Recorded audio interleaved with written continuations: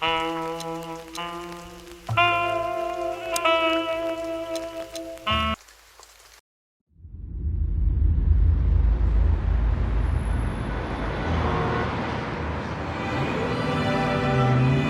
ran out to get a pack of cigarettes, but I left my wallet at home. Yeah, that's me. I'm getting old. My name is Sonny, Sonny Featherland, an investigator for 20 years, and once the star of the predatory division of the Clawville Police Department, one half of the legendary Chicken Police. But buying a pack of smokes is more than I can handle right now. Maybe I should just lay low. Yeah, I'll do that. The most colorful place in the wilderness. For all the gods, what bullshit. The last clucking color left this city years ago. And slowly I'll turn gray too.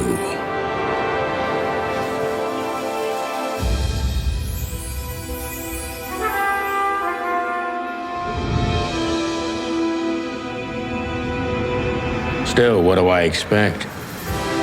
We're living in a vast experiment, and don't even notice that everything got clucked up a long time ago. We believe in this wonderland of peaceful coexistence. Wolves and sheep, chickens and hounds. Yeah, sure, why not? It's just ridiculous. The dog eats the chicken. It's in our nature. I'm not propping up the illusion anymore. 121 days, and it's over. Retirement.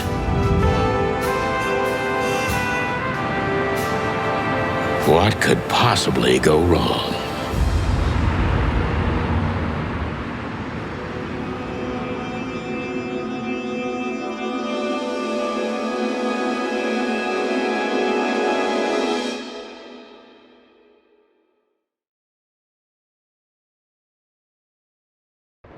Ah, crap. My office lock is a piece of shit if a dame can pick it. She stood in the darkness. The light painted stripes on her body. It whispered secret little things that were never there in the first place. But she was no zebra. Reality was just a light switch away. Elizabeth or Charlotte? I was sure she'd have a sophisticated-sounding name. She had a bygone look in her eyes, older than this ancient building, and perhaps the whole city itself. Or maybe I'm just drunk. But she was the first womanly thing in my place for a long time, so I had to give her a chance.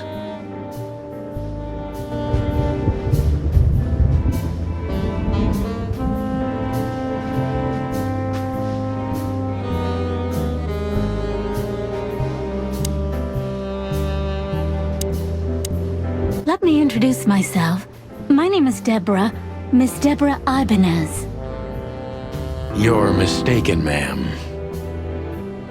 Oh, really? Please enlighten me, Mr. Featherland. I'm not a private eye. I'd recommend Mr. Philmar Lowe instead of me. He's a nice guy. Believe me, Mr. Featherland, it's not an accident I came to you.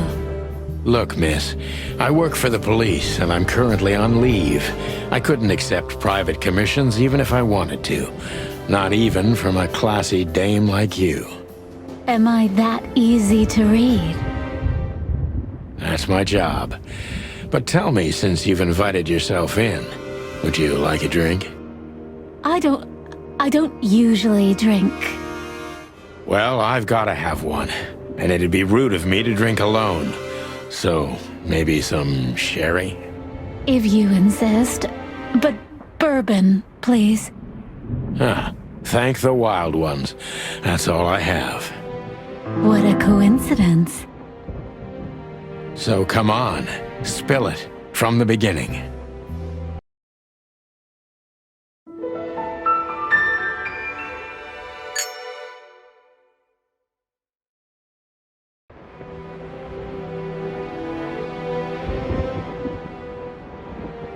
I don't even know where the key is. Whatever's inside is gonna stay there forever.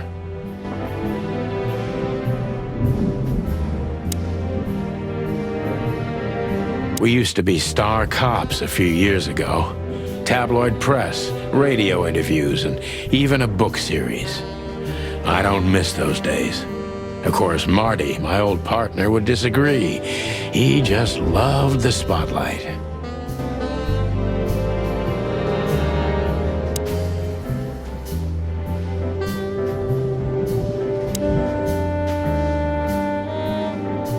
Behind that door lies the kingdom of dirty clothes, cigarette butts, and empty bottles. I wanted to travel the world when I was a kid, but I think I'm gonna end up dead in here whether I like it or not. I promised myself I'd write a novel one day. I don't even know what these papers are.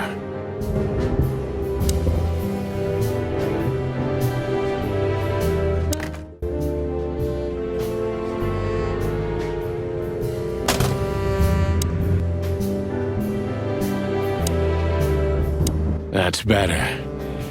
Now, if I understand correctly, your mistress is receiving threats. What kind of threats, exactly? It's a very strange matter. First, there were letters. Then it came printed on a wine bottle's label, sent as a gift. Then carved into a brick, thrown through the window. And finally, they painted it on the wall of the house in giant red letters. I think it's time to dig a little deeper. If you don't mind, I'd like to ask you some routine questions. Please, that's why I'm here.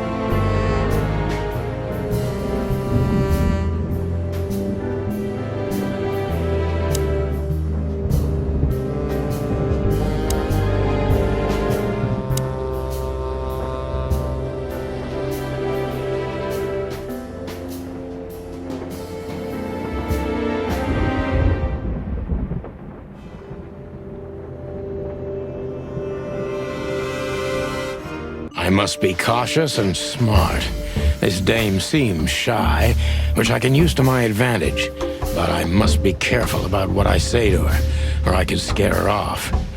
Let's start gently, and when the time comes, we can go in hard.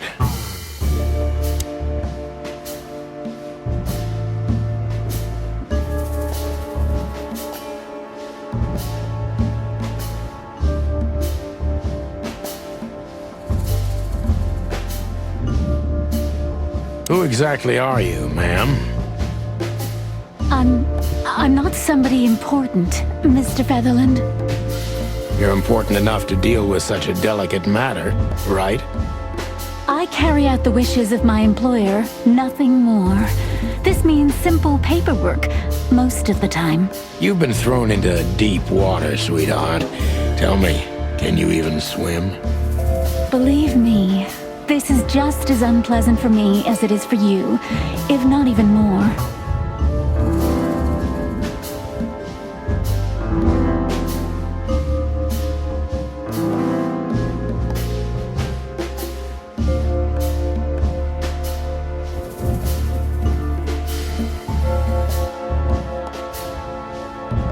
You're not very confident. Are you sure you're all right? Yes. Excuse me. I'm just a bit nervous. I've never done anything like this before.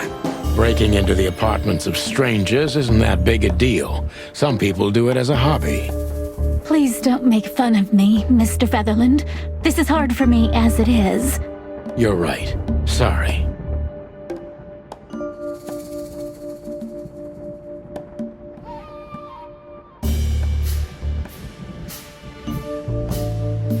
Did you come alone? All by yourself? I took the subway, then the tram, and then I walked. It wasn't easy to find this place, and to be honest, I had to be discreet. Yeah, well, I think I'm starting to get the picture. This is quite unpleasant for me.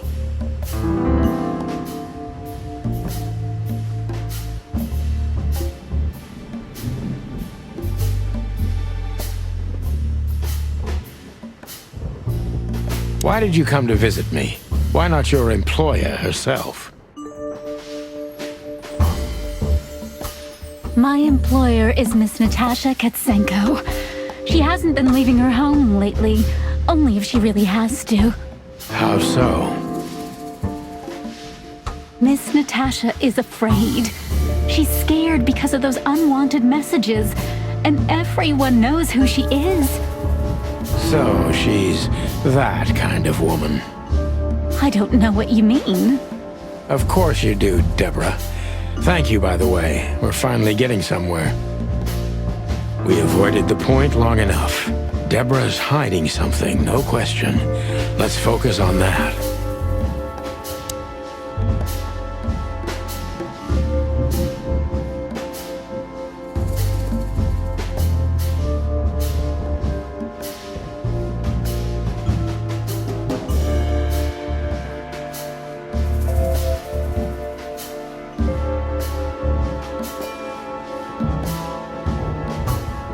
What exactly did you expect by coming here to meet me? I expected your help, just like my mistress said. Oh, that's very nice. But have you seen this neighborhood? Have you seen this wreck called a hotel? Who were you hoping to find in a place like this? Someone reliable.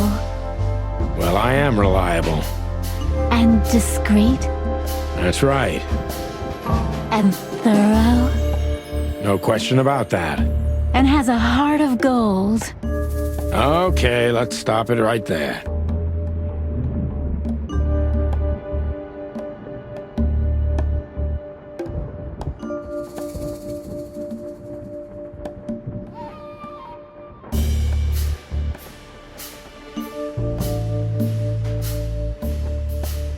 Are you in some sort of jam? Nothing of the sort. There are simply things better left unsaid. Then you're wasting my time. I trust your instincts. You'll manage it. Yeah, and I have no other choice, right? To be honest, no, Mr. Featherland. Not really.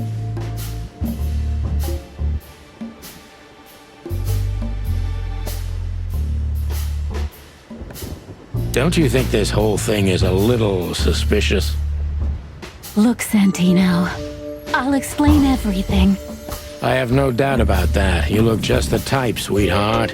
No offense. I'll take that as a compliment. Or maybe I'll act like I haven't heard it. You see, we're starting to understand each other.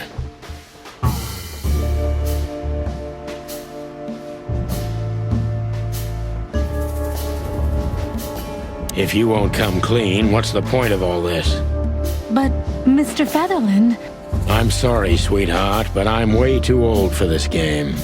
Please, just think again. For me and my mistress's sake.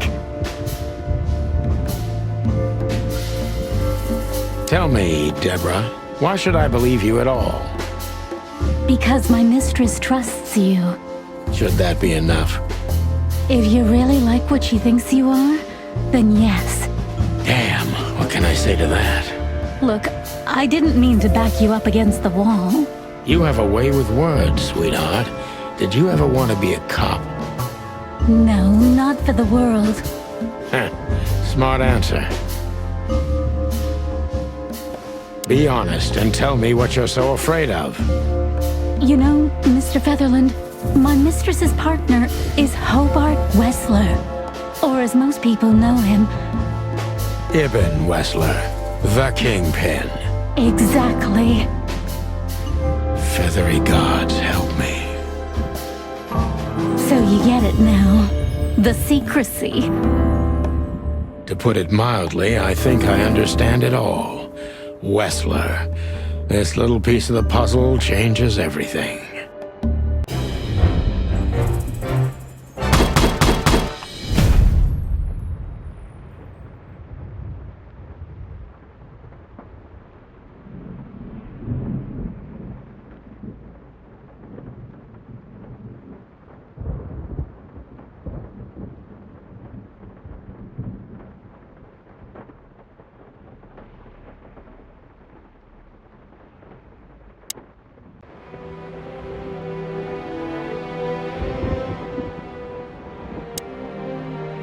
Why don't you take it to the police? Just go there and file a report. Photos, flashing lights, fingerprints, you know the drill. The evidence is very clear. Even a moderately talented detective could easily wrap this case up. Or just try the phone. 555-111. Please, take a look at this. Well, okay. Let's see.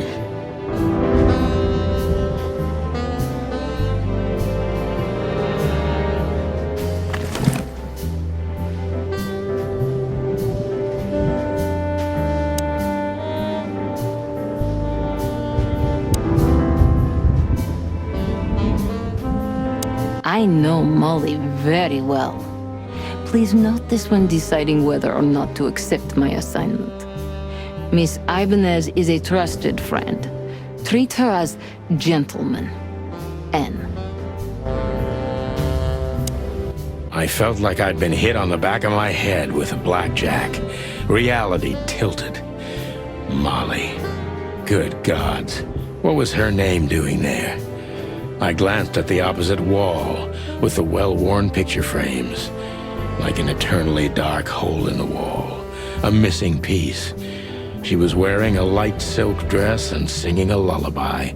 The waves caressing her beautiful long legs. Why Molly? Why now? Mr. Featherland? Santino, are you all right? What the hell is this supposed to mean? I don't know anything, Mr. Santino. My mistress told me to give this to you. She said you'd understand. Don't you? Oh, of course I understand, Miss Ibanez. I get it very well. But this case is becoming more and more confusing. It's starting to look like blackmail. Blackmail? Don't play innocent with me. But... All right. When can I visit? Visit? Me? Not you. Miss Katsenko. Oh, yes. You can find her at the Tsar Club. Didn't you tell me she's not the social kind? That she's especially unsociable? Or does she only like loud and crowded clubs? No, she's really not like that. But she owns the place. Judging by the flyer, it must be a very busy club, especially on New Year's Eve, right? I'm sure you'll have no trouble finding Miss Katsenko, but there's one small problem, Mr. Featherland. Let me guess. Mr. Wessler better not know about my visit. Exactly. How did you know? 20 years experience, ma'am. Oh, and please, call me Sonny. It was a pleasure to meet you, Sonny. I'll talk about the rest with Ms. Katsenko in person. A good friend of mine would be happy to take you home if you'd like. I'd appreciate that, Sonny.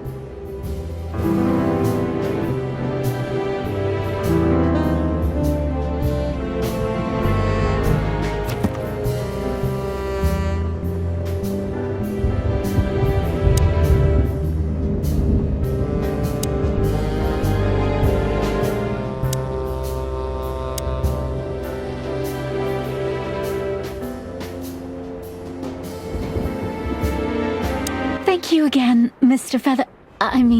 Sonny. Don't mention it, Deborah. I had no other plans for today, except drink. But tell me, do you have a light? I'm sorry, I don't smoke. Thought so. Just a phone call, and a good friend of mine can take you home. Thank you, Sonny.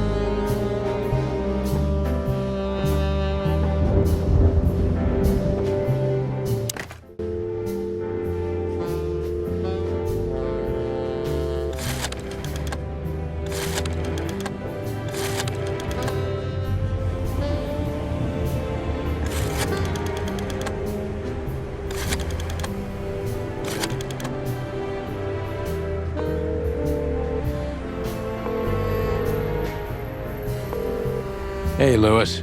Am I bothering you? No. Of course not, Sonny. Old friend, what's up? Could you come over? I've got a favor to ask if you're not busy. For you, anything. Just a minute.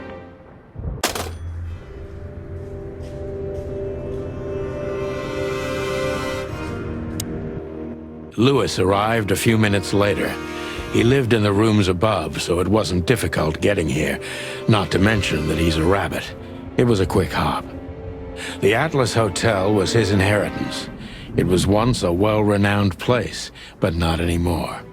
The last economic crisis ruined it, and now, besides me, he was the only resident of this enormous place.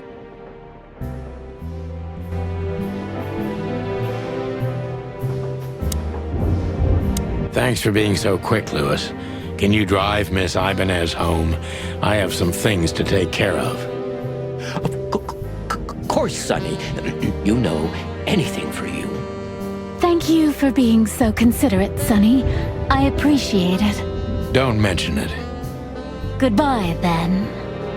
So long, Deborah.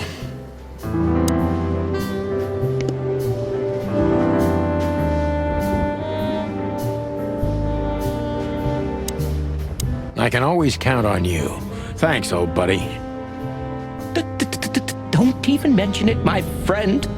You got anything planned for today? I thought I'd visit a nightclub. It's New Year's Eve, after all. Well, I didn't mean to hold you up.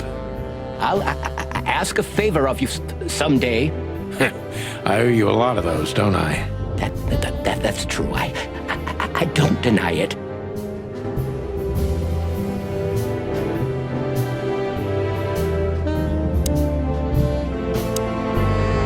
Could I ask you a few more questions, Deborah? Feel free, Sonny.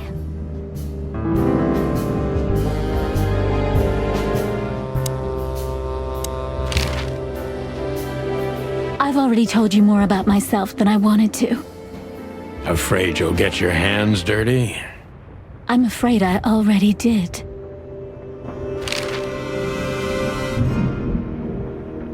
Do you think my whereabouts aren't a secret? Do you think they ever were? Well, I was hoping. Clawville is a big city, but not so big that Santino Featherland can hide in it. Oh, please. Flatter me more.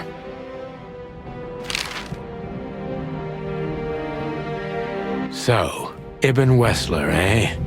You know you could have dropped the bomb a little earlier.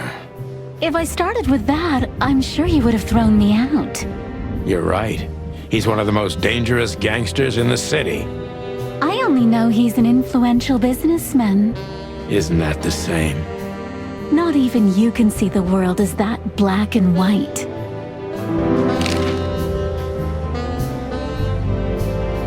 Sonny, I've already told you what I know. I've never read the message. My job was to give it to you and nothing more. You really are this innocent, aren't you?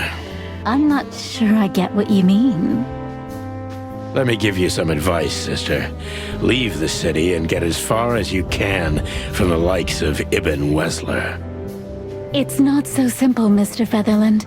My mistress needs me. Is she really that important to you?